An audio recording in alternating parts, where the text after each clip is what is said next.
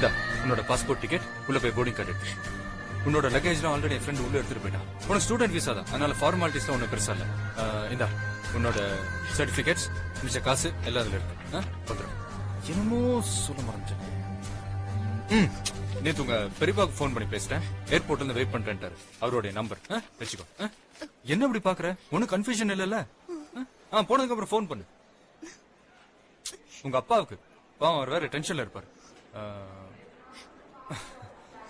பத்திரமா போயிடுவல்ல? நான் சின்ன குழந்தைக்கு சொல்ற மாதிரி சொல்லிட்டு இருக்கிறேன். ஓகே, டைம் ஆச்சு. All the best. பாய்.